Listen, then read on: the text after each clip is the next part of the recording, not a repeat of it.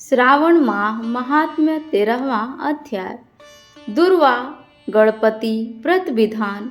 सनत कुमार बोले, हे भगवान, किस व्रत के द्वारा अतुलनीय सौभाग्य प्राप्त होता है और मनुष्य पुत्र पौत्र धन ऐश्वर्य तथा सुख प्राप्त करता है। हे महादेव, व्रतों में उत्तम उस व्रत को आप मुझे बताइए। दोस्तों, वीडियो में आगे बढ़ने से पहले अगर आप इस चैनल पर नए हैं तो प्लीज़ इसे ज़्यादा से ज़्यादा लाइक शेयर सब्सक्राइब जरूर करें। और इससे पहले वाले वीडियो को आप लोग अपना बहुत सारा प्यार दे रहे हैं, उसके लिए दिल से धन्यवाद है। हमें उम्मीद है कि आप लोग इस वीडियो को भी अपना बहुत सारा प्यार देंगे। तो आइए चलते हैं वीडियो में आगे। ईश्वर बोले, हे सनत कुमार, तीनों लोकों में विख्यात दुर्वा गणपति व्रत है। सर्वप्रथम भगवती पार्वती ने श्रद्धा के साथ इस व्रत को किया था। हे मुनि सत्तम, इसी प्रकार व्रत में सरस्वती, महेंद्र, विष्णु, कुबेर, अन्य देवता, मुनिजन, गंधर्व, किन्नर, इन सभी ने भी इस व्रत को किया था। श्रावण मास की शुक्ल पक्ष की शुद्ध व महापुण्यदायिनी चतुर्थी तिथि को इस व्रत को करना चाहिए, क्योंकि उसी दिन सभी पाप समूह का नाश हो जाएगा। चतुर्थी के दिन स्वर्ण पीठासीन स्थित एकदंत गजानन विघ्नेश्वर की स्वर्णमयी प्रतिमा बनाकर उसके आधार पर स्वर्ण विघ्नेश्वर को रक्त वस्त्र से वेष्टित ताम्रमय पात्र के ऊपर रखकर समी, दुर्वा, तुलसी, बेलपत्र, इन 5 पत्रों से अन्य उपलब्ध सुगंधित पुष्पों से, सुगंधित द्रव्यों से, फलों से तथा मोदकों से उनकी पूजा करनी चाहिए और इसके बाद उन्हें उपहार अर्पित करना चाहिए। इस प्रकार अनेक उपचारों से भी गिरिजा पुत्र विघ्नेश की पूजा करनी चाहिए। इस प्रकार कहे, सुवर्ण निर्मित इस प्रतिमा को मैं विघ्नेश का आह्वान करता हूँ। कृपा निधि पधारे। इस स्वर्णमय सर्वोत्तम जटन रत्न जड़ित सिंहासन को मैंने आसन के लिए प्रदान किया है, इसीलिए विश्व के स्वामी इसे स्वीकार करें। हे उमासुत, आपको नमस्कार है। हे विश्वव्यापिन, हे सनातन, मेरे समस्त कष्टों को आप नष्ट कर दे। मैं आपको पाद्य समर्पित करता हूँ। गणेश्वर देव, उमापुत्र तथा मंगल का विधान करने वाले को यह अर्घ्य प्रदान करता हूँ। हे भगवान, आप मेरे इस अर्घ्य को स्वीकार करें। विनायक सूर तथा वर प्रदान करें। करने वाले को नमस्कार है, नमस्कार है। मैं आपको यह अर्घ्य समर्पित करता हूँ, इसे ग्रहण करें। मैंने गंगा आदि सभी तीर्थों से प्रार्थना पूर्वक यह जल प्राप्त किया है। हे सूरपुरगण, आपके स्नान के लिए मेरे द्वारा प्रदत्त इस जल को स्वीकार कीजिए।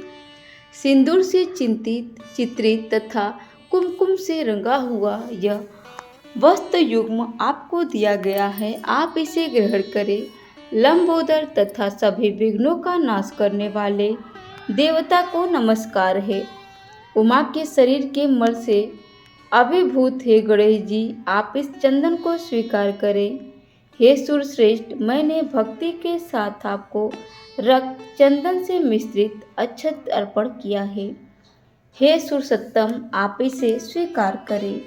मैं चंपा के पुष्पों, केतकी के पत्रों तथा जपा कुसुम के पुष्पों से गौरी पुत्र की पूजा करता हूँ।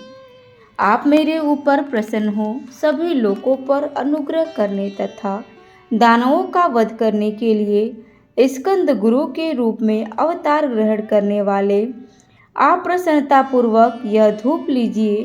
परम ज्योति प्रकाशित करने वाले तथा सभी सिद्धियों को देने वाले आप महादेव पुत्र को मैं दीप अर्पण करता हूँ, आपको नमस्कार है। इसके बाद गणानात्वा इस मंत्र से मोदक, 4 प्रकार के अन्न, पायस तथा लड्डू आदि का नैवेद्य अर्पण करें।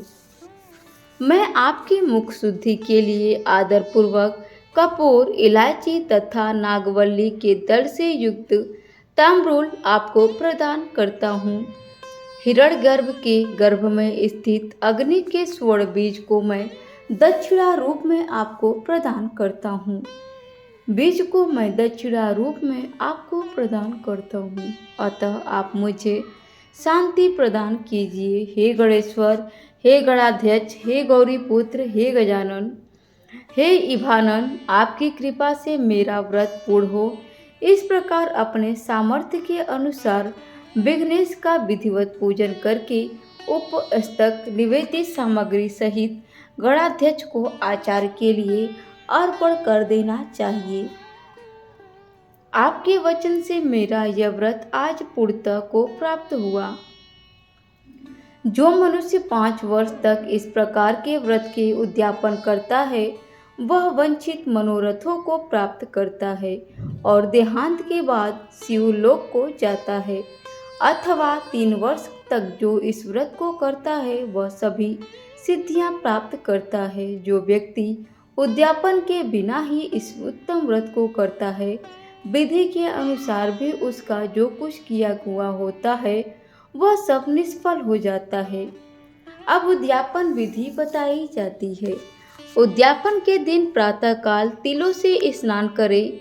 उसके बाद व्यक्ति एक पल या आधा पल या उससे भी आधे पल की स्वर्ण की गणपति की प्रतिमा बनाकर पंचगव्य से स्नान कराकर भक्ति तथा श्रद्धा के साथ इस 10 नाम मंत्रों से दुर्वा दलों से सम्यक पूजन करे। हे गणाधीश, हे उमापुत्र, हे अघनासन, हे विनायक, हे ईशपुत्र, हे सर्वसिद्धि प्रदायक, हे एकदंत, हे इभक्पुतम, हे मूषक वाहन, आपको नमस्कार है। आपको मार्गुरु को नमस्कार है।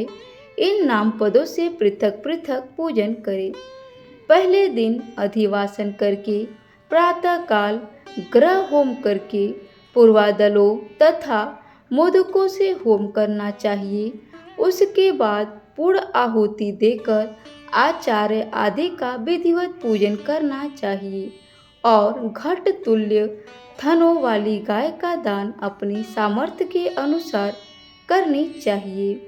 हे वत्स, इस प्रकार व्रत करने पर मनुष्य सभी मनोरथों को प्राप्त कर लेता है। हे सनत कुमार, अपने प्रिय पुत्र गणेश के व्रत करने से संतुष्ट होकर मैं उस मनुष्य को पृथ्वी पर सभी सुख प्रदान करके अंत में उसे सद्गति देता हूँ। जैसे दुर्वा अपनी शाखा प्रशाखाओं के द्वारा वृद्धि को प्राप्त होती है, उसी प्रकार उस मनुष्य की पुत्र पौत्र आदि संतति निरंतर बढ़ती रहती है। हे सनत कुमार, मैंने दुर्वा गणपति का यह अत्यंत गोपनीय व्रत कहा है। सुख चाहने वाले को इस सर्वोत्कृष्ट व्रत को अवश्य करना चाहिए। इस प्रकार श्री स्कंद पुराण के अंतर्गत ईश्वर सनत कुमार व्रत कथन में नामक 13वां अध्याय पूर्ण हुआ। दोस्तों, वीडियो में अंत तक बने रहने के लिए आप लोग का धन्यवाद। आपको हमारी यह वीडियो कैसी लगी हमें एक प्यारा सा कमेंट करके ज़रूर बताएं। वीडियो अच्छी लगी हो तो प्लीज़ इसे ज़्यादा से ज़्यादा शेयर जरूर करें। Thanks for watching my video. धन्यवाद।